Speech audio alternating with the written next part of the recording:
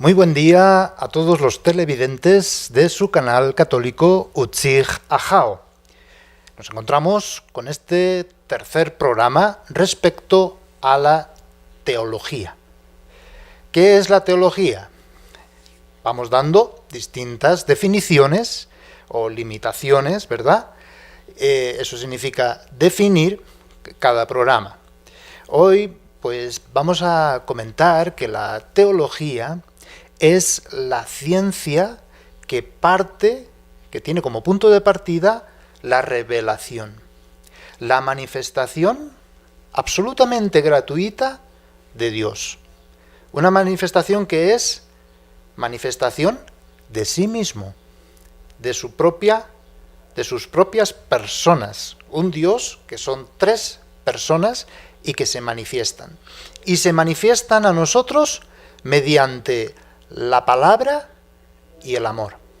Una palabra que puede ser escuchada, una palabra que no se impone, sino que puede ser escuchada, somos capaces de escuchar esa palabra, de poderla meter en nuestra mente para poderla pensar, poderla explicar, poderla comprender, puede bajar a nuestro corazón para poderla experimentar y de esa manera, libre y voluntariamente, ofrecer una respuesta, ya sea de aceptación o de rechazo, porque hemos ido diciendo cómo Dios no se impone, la verdad no se impone, la verdad es primeramente un hecho que acontece, es un acontecimiento, ¿bien?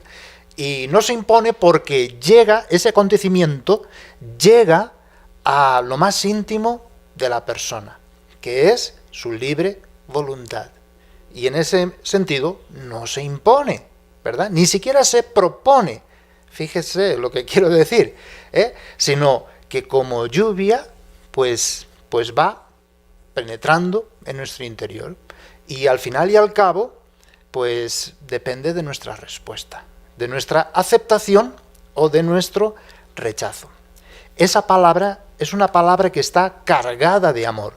El contenido de la palabra es gratuidad absoluta, compasión infinita y sacrificio eterno, total, sin reservas, por nosotros y por cada uno de nosotros personalmente.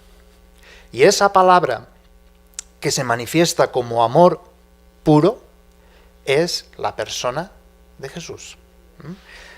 La palabra hecha carne. Por lo tanto, esta revelación es un hecho, un acontecimiento. No es algo que nos podamos inventar, imaginar. No es algo que produce nuestra razón, nuestra voluntad. Por eso, la revelación es el punto de partida que no puede ser puesto en duda en ningún momento, sino que dada la revelación, a partir de ahí vamos a pensarla, vamos a reflexionarla. Eso es la teología. Bien, entonces, como vamos diciendo, la revelación, el acontecimiento, la manifestación de Dios que exige una respuesta o provoca una respuesta en nosotros es lo que llamamos la fe. Con la revelación viene la fe. Sin la revelación, pues no puede haber fe, al menos fe cristiana, sino que el punto de partida es la revelación. ¿Por qué? Porque la fe es respuesta a la revelación. Sin revelación, pues no hay un diálogo, ¿verdad? Entonces, nuestro cristianismo, digámoslo así, se basa en un diálogo, en el diálogo amoroso. No es un Dios que se impone, sino que es un Dios que acontece en nuestra vida respetando muy delicadamente nuestra libre voluntad. Por eso, no es el milagro, no es un gesto extraordinario el que provoca la fe, sino que es un diálogo. Y un diálogo en que hay dos libertades, y las dos libertades se respetan. Y por eso podremos decir que es un diálogo amoroso. De ahí viene nuestra fe. Ahora, teniendo en cuenta la revelación, que no es un acto especulativo, es decir, fruto de mi mente, sino que una realidad que provoca un diálogo, una responsabilidad moral y un compromiso de toda la vida, y partiendo de la fe, ese diálogo, esa respuesta personal. Por lo tanto, la fe abarca no solamente, diríamos, el sentimiento o la emoción de un momento, sino que abarca toda la persona humana. Abarca sentimientos, abarca la razón, abarca la vida, abarca la libertad, la conciencia, la capacidad histórica que tenemos de ir entendiendo poco a poco las cosas. Y esto es muy importante. Pues partimos de la revelación y de la fe. Ahora bien, la manifestación máxima de la revelación para nosotros, para la fe cristiana, es, paradójicamente, no el milagro ni la sabiduría humana, sino que la manifestación máxima, el amor extremo, se manifiesta en la cruz, en la muerte del Hijo de Dios. Es ahí donde reconocemos, verdaderamente este era el Hijo de Dios. ¿Por qué? Porque es un Dios que nos ama al punto de negarse a sí mismo, de ponerse en contra de sí mismo. Siendo la vida, acepta la muerte, como el acto más grande de amor por nosotros. Por lo tanto, a la fe se llega no por el milagro, ni por sabiduría humana, sino que a la fe se llega por la experiencia personal y comunitaria como pueblo de un Dios que me amó y se entregó a sí mismo por mí. Bien, pues dicho esto, que es la síntesis de todos estos dos programas que hemos ido viniendo, ahora vamos a ver un poquito la metodología que vamos a usar. Bien, solo con esto podemos plantear lo siguiente. Von Balthasar, un gran teólogo, ¿verdad?, que vivió en la oscuridad después del Concilio Vaticano II, porque había varias teologías en aquel entonces, ahora vuelve a surgir en este siglo XXI. Y vuelve a surgir ¿por qué? Porque pone como la centralidad y pone como el culmen la revelación. La teología parte de la revelación. Se han intentado hacer teologías que parten de la realidad social, sociológica, política, cultural, y a partir de ciencias humanas se ha hecho teología. Pero, si pensamos bien, eso no es teología, es filosofía de la religión. Es filosofía, es razonar sobre la realidad humana, que está muy bien, ¿verdad? Pero ya no es teología. Teología, como su nombre indica, es el estudio de Dios. Entonces, claro que está bueno toda la cuestión política, económica, social, histórica, pero desde la mirada de Dios, desde la perspectiva de Dios, ¿bien? No ver las cosas y después meter a Dios como un pegote, ¿verdad? Eso no puede ser, es filosofía, ¿verdad? La teología tiene como punto de partida la revelación, tiene como punto de partida a Dios. Por eso, y en los últimos documentos, tanto del documento Aparecida como el Papa Francisco, expresamente, hablan como punto de partida lo que hemos ido denominando el querigma. ¿Y qué es el querigma? El querigma es el acontecimiento en sí mismo. ¿Bien? El querigma es escuchar. Si Dios se manifiesta por la palabra, entonces la escucha es el primer momento. Escuchar a Dios, el querigma. Y habiendo escuchado a Dios y reconocido a Dios sin dudarlo, ¿verdad?, porque esta es la ciencia, la definición de la ciencia, sin dudar sobre la revelación, entonces aplicamos nuestra inteligencia, nuestro entendimiento. nuestra comprensión y buscamos dar razón de lo que hemos escuchado, de lo que hemos visto, de lo que hemos experimentado, ¿eh? Y sobre todo, buscando las razones del corazón.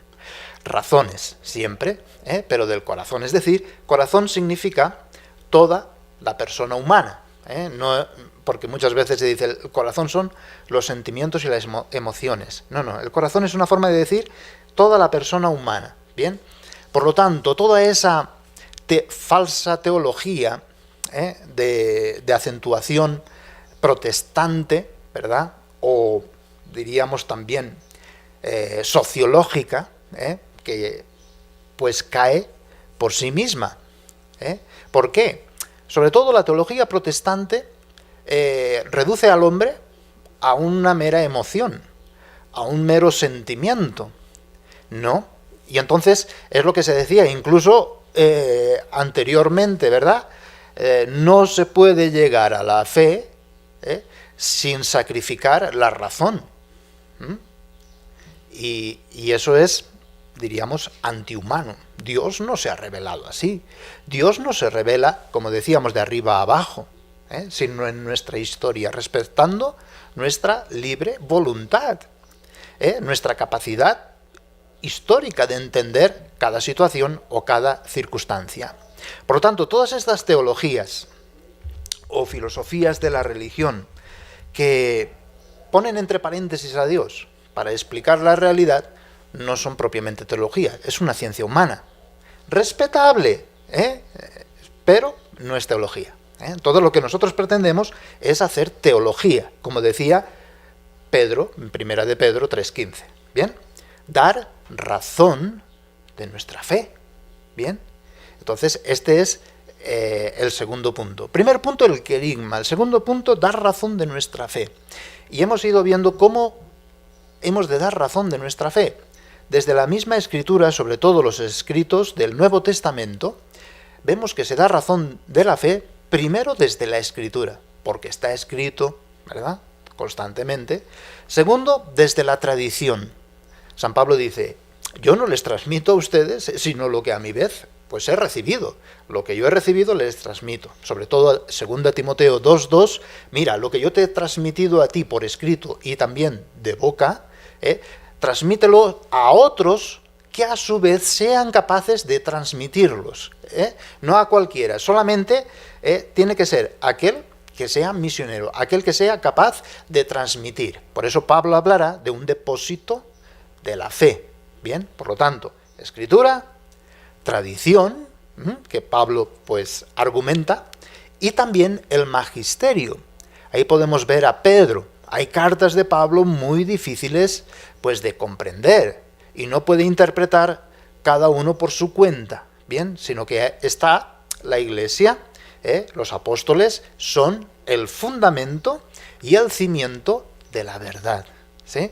Y entonces hay que tratar entre ellos, hay que dialogar entre ellos, porque no es una verdad que uno tiene y dice, esta es la verdad, yo la tengo así y escrita y lo que fuera. No, tienen que reunirse, tienen que hacer una especie de concilio para decir, a ver, ¿cuál es la voluntad de Dios aquí, hoy y ahora? Sí, es verdad que el Antiguo Testamento dice circuncisión.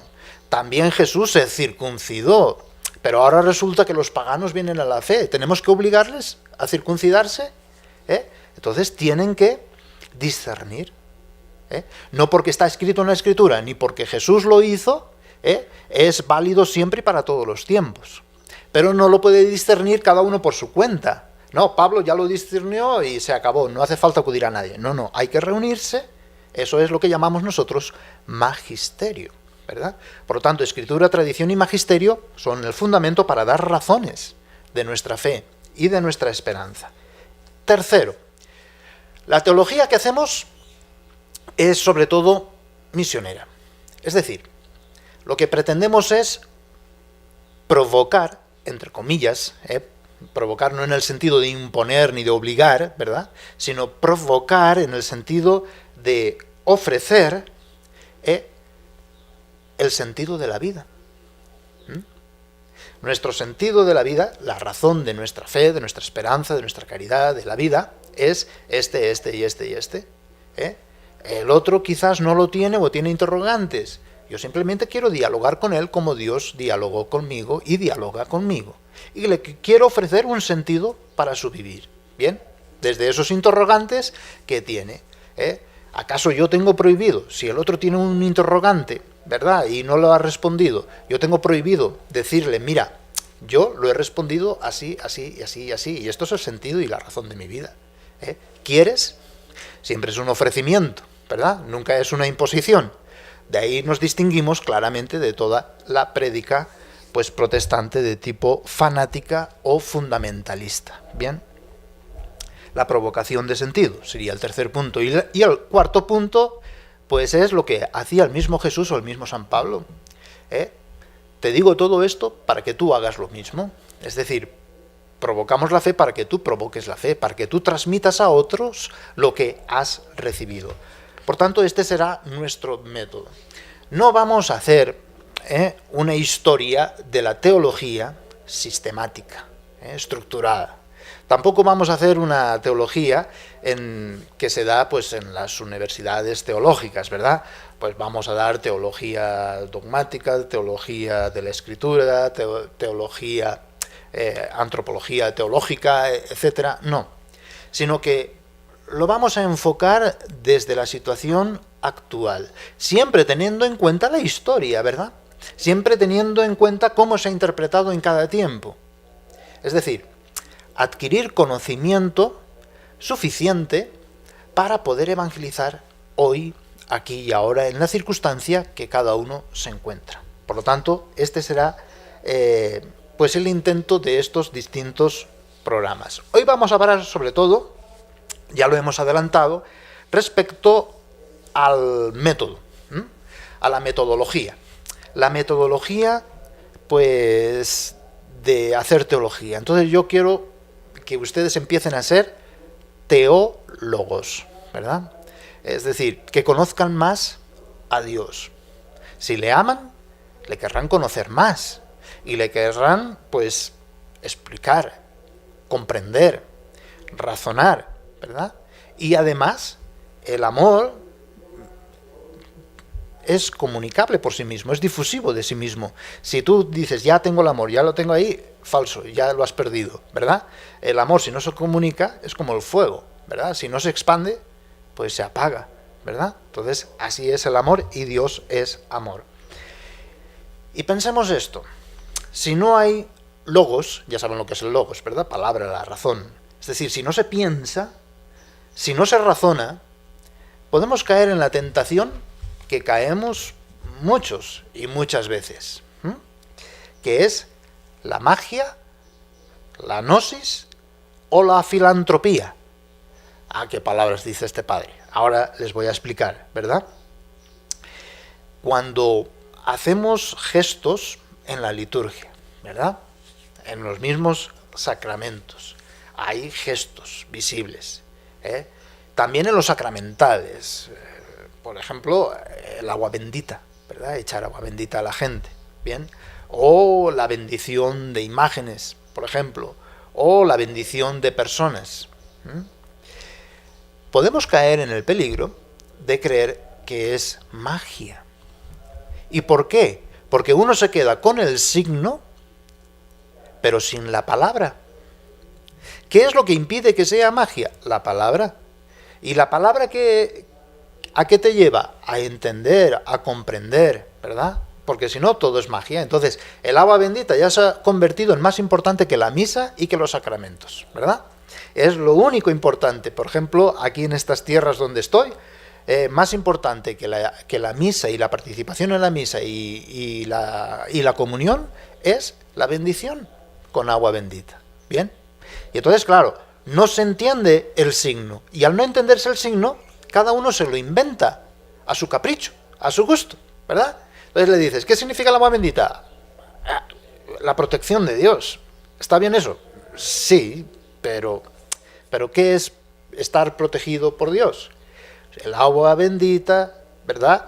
Su sentido es que cada uno recuerde su bautismo y la obligación bautismal a participar en los sacramentos de la Iglesia.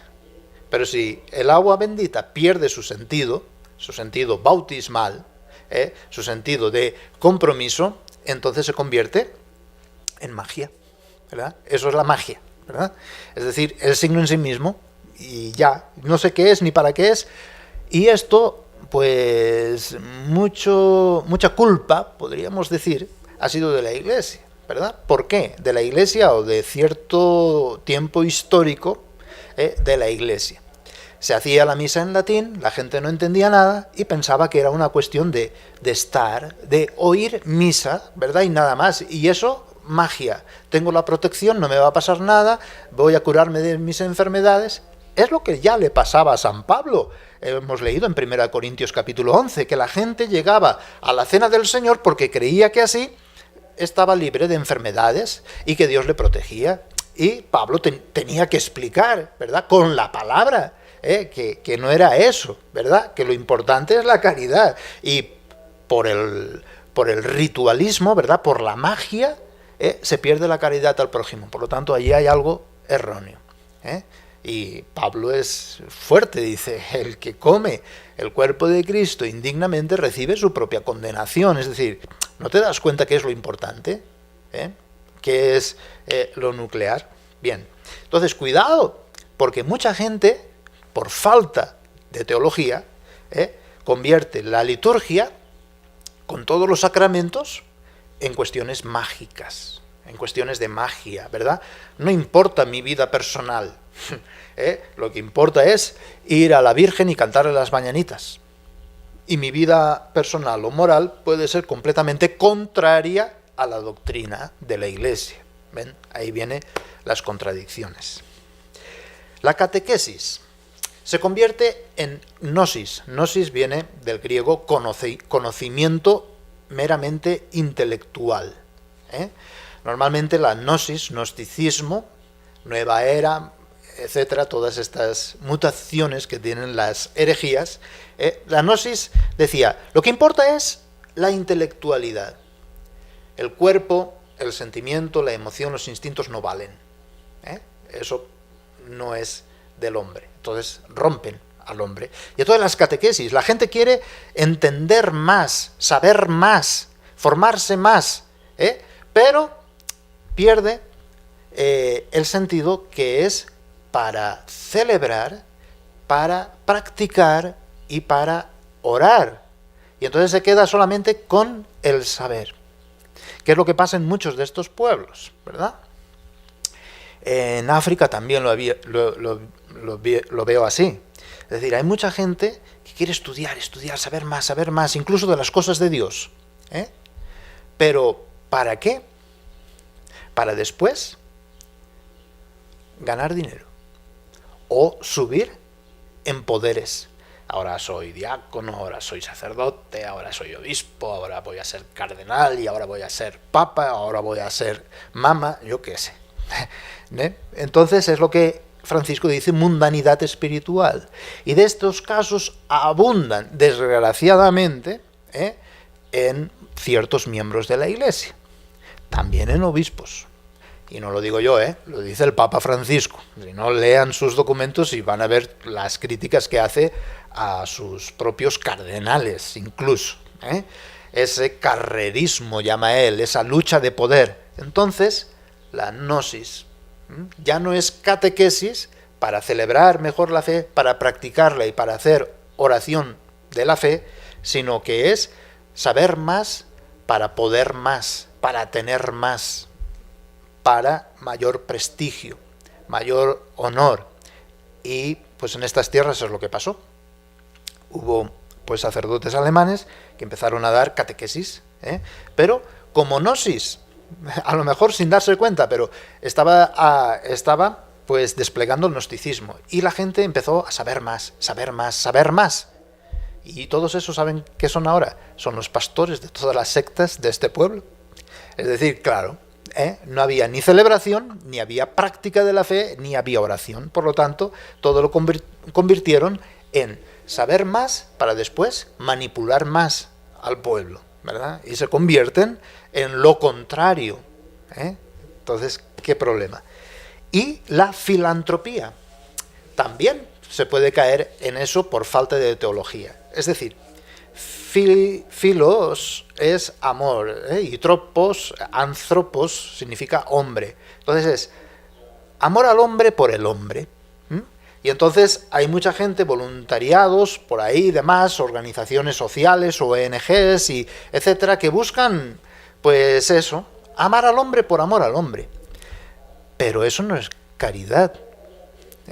La caridad parte de el amor de Cristo, amar con el amor de Jesús. En esto reconocerán que son mis discípulos, por el amor que se tienen los unos a los otros, porque no es un amor de filantropía, sino que es un amor cristiano.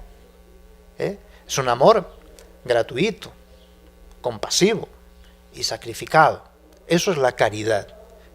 Porque si no, inmediatamente la caridad se reduce ¿a qué? A carismas, capacidades, poderes, incluso venidos del espíritu, etcétera, y mira lo que hago por el otro y para el otro, y mira qué bueno soy, y mira qué ética, y mira qué bien educado soy. La caridad es otra cosa, ¿sí? La caridad es distinta.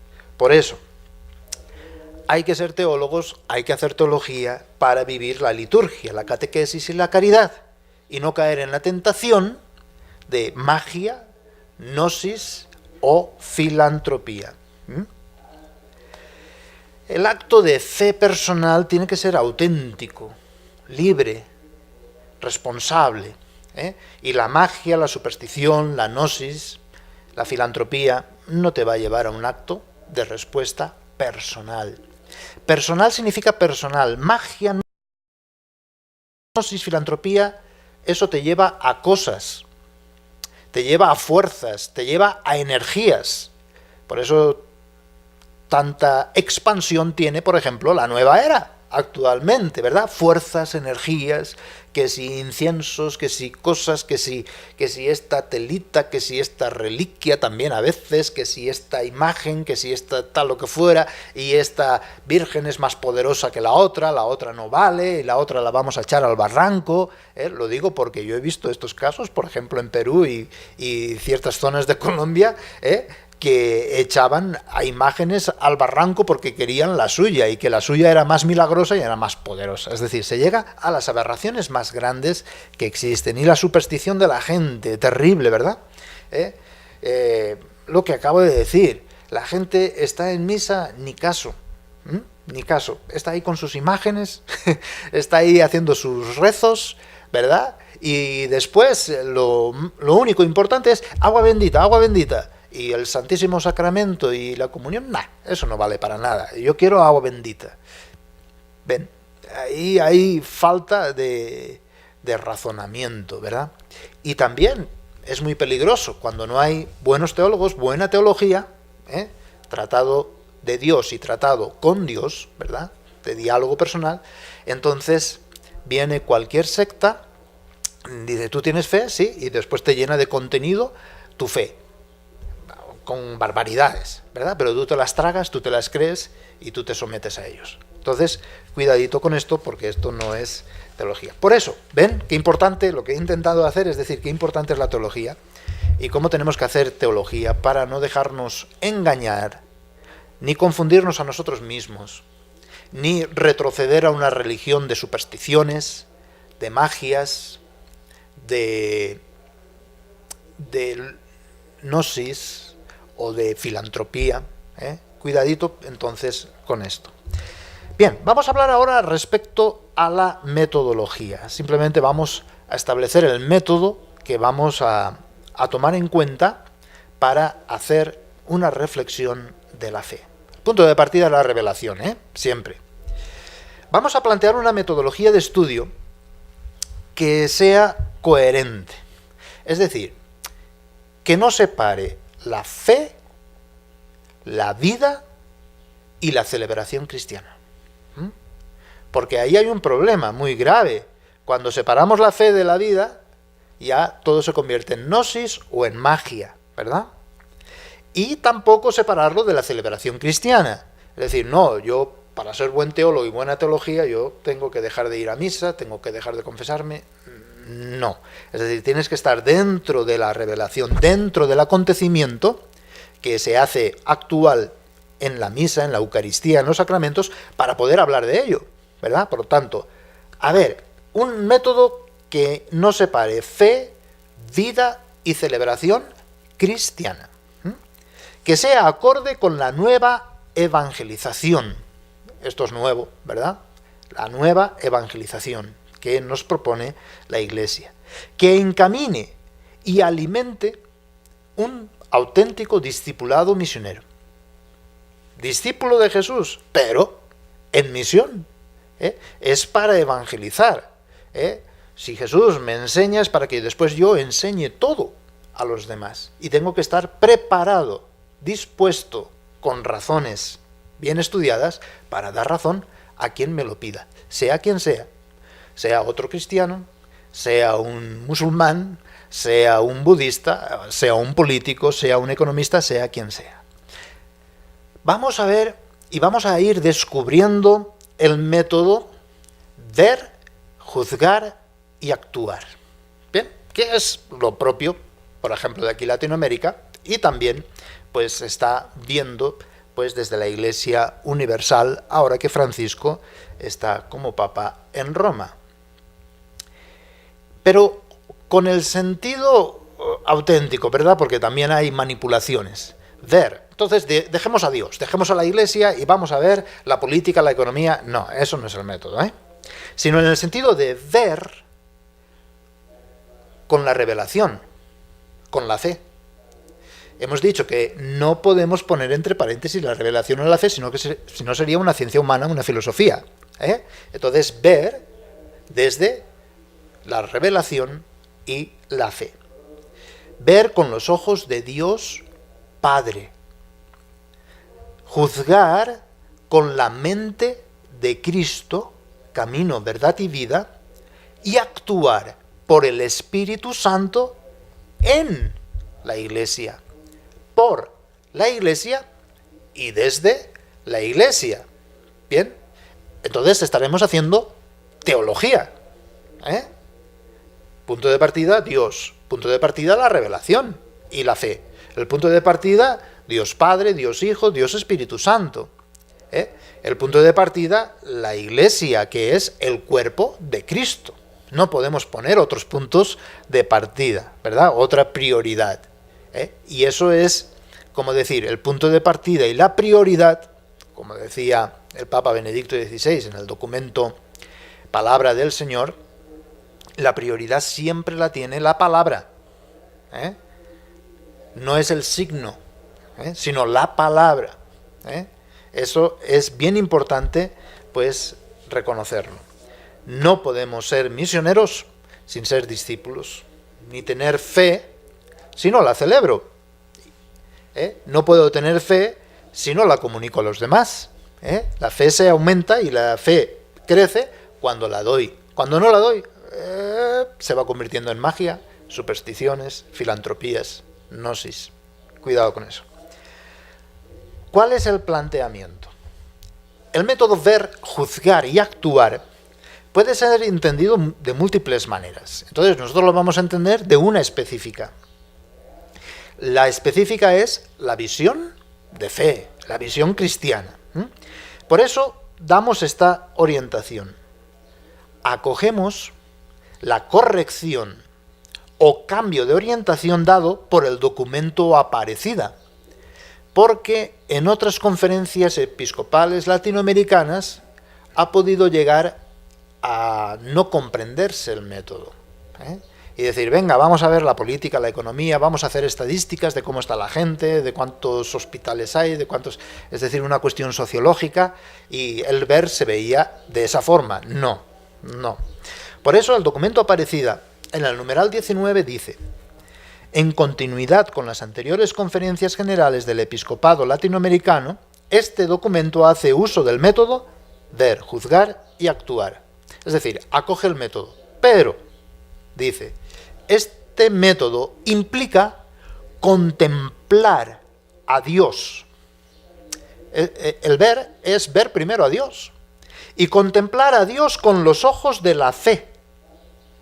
No con los ojos de un sociólogo o un político, o un economista o un ateo, de ninguna manera, sino contemplar primero a Dios con los ojos de la fe. ¿Cómo? A través de su palabra revelada y el contacto vivificante de los sacramentos. Es decir, una persona que no está en contacto vivo, práctico, con los sacramentos, se confiesa con frecuencia, participa en la Eucaristía, pues no puede ver, está ciego. Solamente puede ver el que tiene un contacto vivificante con los sacramentos, a fin de que en la vida cotidiana veamos la realidad. Ahora sí, ya vemos el punto de partida, contemplar a Dios desde la palabra revelada y en contacto con los sacramentos. Y entonces ver la realidad que nos circunda a la luz de la providencia de Dios. Es decir, de qué es lo que Dios quiere y cómo lo quiere, a la luz de la providencia de Dios. Y así, vista la realidad con lo que Dios quiere que sea, la juzguemos. Y el juicio vendrá según Jesucristo, camino, verdad y vida. Ese va a ser el juicio, ¿verdad? Y actuemos, el actuar, desde la Iglesia, no desde fuera de la Iglesia, no como llanero solitario, desde el cuerpo místico de Cristo, sacramento universal de salvación, para así propagar el reino de Dios, que se siembra en esta tierra, pero fructifica plenamente en el cielo. ¿Bien? Muchas voces, sigue diciendo el documento, venidas de todo el continente, ofrecieron aportes y sugerencias en tal sentido, afirmando que este método ha colaborado a vivir más intensamente nuestra vocación y misión en la Iglesia. Ha enriquecido el trabajo teológico, pastoral, y en general ha motivado a asumir nuestras responsabilidades ante situaciones concretas de nuestro continente. Por lo tanto, vemos lo siguiente, y la pequeña corrección que se pone. Este método nos permite articular de modo sistemático la perspectiva creyente de ver la realidad. La perspectiva creyente, de ver la realidad. Uno antes podía decir, bueno, para ver la realidad, pues llamemos a los marxistas, llamemos a gente universitaria, política, económica, aunque no crean en Dios ni de nada, ni nadie, ¿verdad? Que ellos nos digan cómo está la realidad. No. Ver desde la perspectiva creyente. La asunción de criterios, porque toda visión tiene unos prejuicios, podríamos decir. ¿Y cuáles son los prejuicios? Pues los criterios que provienen de la fe. Esos son los criterios con los que vamos a ver la realidad. Asunción de criterios que provienen de la fe y de la razón para su discernimiento y valoración con sentido crítico, siempre. Y en consecuencia, la proyección de actuar como discípulos misioneros de Jesucristo. Entonces ahí vemos el ver, el juzgar y el actuar. La adhesión creyente, gozosa, confiada en Dios Padre, Hijo y Espíritu Santo, y la inserción en la Iglesia son presupuestos indispensables que garantizan la eficacia de este método. Este método no es el de Descartes. Pongo entre paréntesis mi fe, pongo entre paréntesis a Dios y voy a ver, ¿no?, qué hay ahí. Pienso, luego existo. Ya lo había dicho Agustín con otras palabras, amo, luego existo, ¿verdad? Pero ahí está, no es ese método, ¿verdad? Es el método teológico, es decir, desde la perspectiva creyente. Pongamos la revelación y la fe como lo primero y lo prioritario. El acontecimiento de la revelación, ahí está. ¿Por qué? Porque la fe no es una ideología política, económica, sociológica. No, sino que la fe es respuesta personal a un Dios que me ha hablado y me ha dado unos ojos nuevos, que son los suyos, los ojos de Jesús, para ver la realidad de una forma completamente distinta. ¿Bien? el punto de partida de ver no puede ser entendido, repito, de ningún modo como un poner aparte a Dios. La realidad no son las cosas creadas. La realidad no son los bienes materiales. La realidad no son los problemas sociales. La realidad no es la economía. La realidad no es la política. La realidad fundante y decisiva es Cristo. Cristo es la realidad. Cuando esto lo dijo Benedicto XVI en su discurso en Aparecida, ahí se hizo un clamor en aplausos, ¿verdad?, hacia el Papa, como que todos los obispos y todos los presentes acogían, ¿verdad? La realidad no es la política, no es la economía, no es lo creado. La realidad es el Creador. La realidad es Dios, ¿bien? Y podemos ver la realidad si vemos a Cristo y vemos con los ojos de Jesús, ¿bien? Entonces vamos a repetir un poquito cuál es la estructura que vamos a llevar a cabo, ¿bien? Este programa será repetido, lo pueden ver en YouTube cuantas veces puedan y vayan escribiendo, porque ahora ya se trata de estudio, ¿verdad? No basta escuchar y ya lo sé, no, hay que estudiarlo y hay que profundizarlo, ¿bien? La estructura. Para el estudio, ¿verdad?, del ver a Dios y de ver las realidades de Dios, para poder juzgar y para poder actuar desde la Iglesia, vamos a usar un esquema. El esquema es ver, juzgar y actuar. Pero ahora vamos a explicar un poquito, a extender un poquito el sentido y el significado, para tener pues claro los puntos. Ver. Ver es como Dios ve. ¿Y Dios qué ve? El ideal. El ideal. Él quiere que cada uno esté unido a Dios en comunión y que haya una comunión de todo el género humano entre sí, ¿verdad? Ese es el ideal.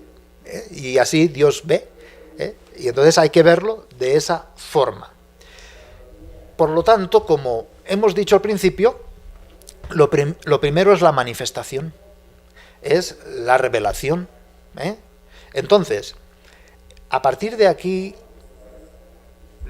siempre vamos a empezar, pues, manifestando, así como Dios se ha manifestado a mí, yo manifestar a Dios, manifestar la vida de Dios. Esta es la realidad, ¿verdad?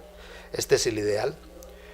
Ahora, para eso hemos de animar a una apertura a la experiencia religiosa. Hablaremos de esto más detalladamente, ahora solamente los puntos. Primero, una apertura a la experiencia religiosa. Porque si no hay apertura a la revelación, a lo que acontece, entonces apaga y vámonos. Vamos a hacer filosofía, no vamos a hacer teología, ¿verdad? Entonces, apertura a la experiencia religiosa. Segundo, el testimonio. El testimonio es fundamental para hacer teología.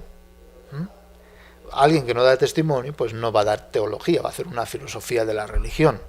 De hecho, si leen 1 de Juan, capítulo 1, versículo del 1 al 4, ¿qué es lo que dice constantemente? Eso, el testimonio. Jesús, cuando habló a sus apóstoles, ¿qué les dijo? Ustedes serán mis testigos, es decir, darán testimonio de mí. Y los interrogantes irresistibles.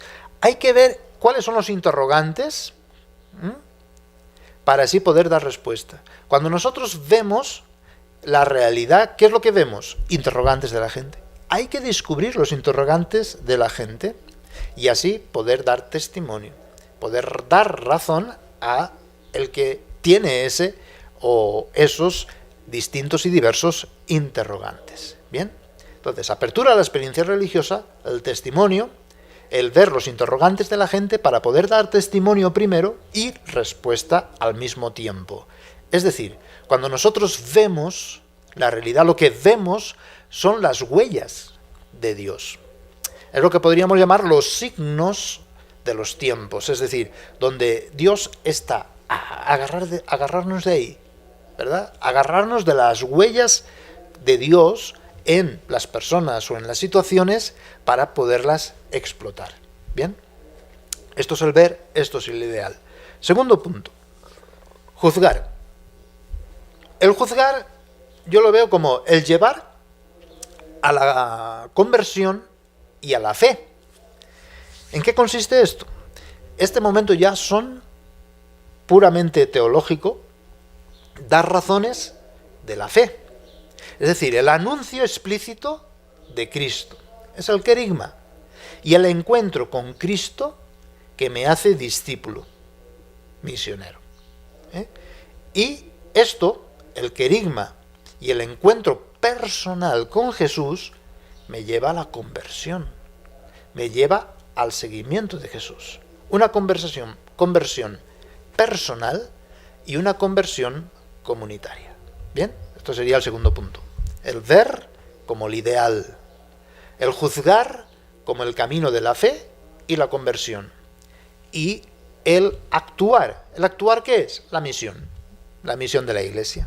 Es decir, pero no una misión de cada uno por su cuenta, no, una sola y una misma misión desde la Iglesia, en comunión con la Iglesia. ¿Cuál es la misión de la Iglesia? Ser y hacer discípulos de Jesús, llevándolo en un itinerario, ¿verdad? En un proceso, que es el proceso propio de la fe, que tiene una puerta, la puerta es el bautismo, ¿verdad? Y después tiene un crecimiento y un desarrollo. Siempre en comunión con la Iglesia, porque nuestra fe no es individual, nuestra fe es eclesial, ¿verdad? Es la fe de la Iglesia en la que yo me incorporo. Yo he recibido la fe, pero no es una fe individual, sino que es la fe de la Iglesia. ¿Bien? Y entonces, en la medida que yo estoy en la Iglesia, mantengo esa fe, pero fuera de la Iglesia como que pierdo la fe eclesial, y entonces me haría protestante. Bien, entonces vamos a ir viendo estos distintos puntos. Ver ideal, vamos a desarrollar este. Relacionado directamente con los ojos de discípulo, no podemos hablar de lo que uno no ha visto, de lo que uno no ha oído, de lo que uno no ha experimentado, de lo que uno no ha vivido personalmente. ¿Por qué? Porque la fe no es algo, es un don de Dios. No son ideas, no es el ser buen educado o tener una ética, sino que es un acontecimiento. Y si yo no parto del acontecimiento, del encuentro personal, de una opción fundamental de la fe en el amor, pues no puedo ver nada. Es decir, no puedo entender nada. ¿Bien? No es moralizar. Es que tienes que ser bueno y tienes que ser mejor cada día. No, no es moralizar. No es adoctrinar. Es decir, esta es la verdad y te la impongo. Jesús es el Señor, acéptalo y punto, ya. Eso es adoctrinar, no. Porque la fe no viene de la inteligencia, sino que la fe es acogida. El verbo de la fe es acoger. Acoger. Acoger un hecho, un acontecimiento de vida, un acontecimiento de amor, pero de vida de Dios, del amor de Dios. Es un evento, un hecho que se escucha y se cree en el corazón. En consecuencia, el punto fundamental en el ver es la manifestación de la vida de Dios. La revelación de Dios que se expresa con palabras y signos íntimamente vinculados en el testimonio personal y eclesial. Así lo expresaba también Pablo VI en Evangelii Nuntiandi, en el número 21. Dice así: supongamos, es la prioridad, ¿verdad? Supongamos un cristiano o un grupo de cristianos que en el lugar donde viven manifiestan su capacidad de comprensión y aceptación, su solidaridad, su entrega. Supongamos además que irradian de manera sencilla y espontánea su fe y su esperanza en algo que no se ve. A través de este testimonio, sin palabras, estos cristianos hacen plantearse a quienes contemplan su vida interrogantes irresistibles. Es decir, a lo mejor uno no ve interrogantes cuando ve la sociedad, pero solo por el testimonio de un cristiano o de un grupo de cristianos los provoca. Así tenemos que ver la realidad. Y lo prioritario es el testimonio. Bien. Entonces los interrogantes que provoca, dice Pablo VI, ¿por qué son así? ¿Por qué viven de esta manera? ¿Qué es o quién es el que los inspira? ¿Por qué están con nosotros? Pues bien, este testimonio constituye ya de por sí una proclamación silenciosa, pero también muy clara y eficaz de la buena nueva. Ya tenemos ahí interrogantes irresistibles que se provocan por el testimonio. Bien, ¿por qué son así? ¿Por qué viven de esta manera? ¿Qué es o quién es el que les inspira? ¿Por qué están con nosotros? Esa es la finalidad. No tanto ver y ¿cuál es el interrogante de la gente? No, provócale el interrogante con tu propia vida, con tu propio testimonio. Esa es la primera manera. Así Dios se manifiesta, ¿verdad? Este acontecimiento real que se hace presente en la predicación solo puede ser acogido desde la experiencia religiosa. Estamos en el ver. De manifestación, testimonio, interrogantes irresistibles. ¿Qué es eso de la apertura? ¿Qué es eso de la experiencia religiosa? La labor del discípulo misionero en este momento será lograr descubrir, abrir a la persona a una dimensión existencial religiosa. El hombre es religioso por naturaleza, ¿bien? Pero hay que abrirle a esta dimensión. Es decir, abrir el deseo de felicidad. Esa es la dimensión religiosa. ¿Tú quieres ser feliz? Ya estás abriendo a la dimensión religiosa. ¿Tú quieres ir más allá de ti mismo? ¿Quieres trascender? Es decir, se trata de despertar el espíritu. Las personas hoy en día viven desde su materialidad, es decir, desde su cuerpo, instintos, y también desde su psique, emociones, sentimientos, pero ha olvidado su dimensión espiritual, religiosa. Ha olvidado su dimensión de abrirse aún más allá, abrirse a la felicidad, abrirse a la trascendencia. Hay que despertar el espíritu en las personas. No es cuestión de un conocimiento material, instintivo, intelectual, científico, sino que es otro tipo de conocer. Es el conocer religioso. Es la experiencia de otro. Y ese otro con O mayúscula. Abrirse a la experiencia de Dios, de otro. Solo Dios puede acercar el oído y el corazón de cada uno a su Hijo Jesucristo por el Espíritu Santo. Solo Dios puede hacerlo. Sin embargo, ha sido confiada a su Iglesia la proclamación del querigma, para que Dios también pues abra el oído de cada uno, Dios Padre, para que oiga a Jesús por el Espíritu Santo. Dios lo ha querido así, que sea a través de la necedad de la predicación, ¿verdad? Es decir, de la proclamación del querigma, para que así la gente inicie la vida cristiana, la conversión, el discipulado y la comunión en una misma misión. Se trata entonces de presentar la realidad fundante y decisiva, sin la cual ninguna realidad tiene sentido ni orientación. Es decir, presentar a Dios. Es la realidad fundante y decisiva. ¿Hay otra realidad que sea fundante y decisiva? No la hay, ¿verdad? No la hay. Bien, y dentro de este ver, vamos a terminar con esto, después ya veremos el juzgar y el actuar.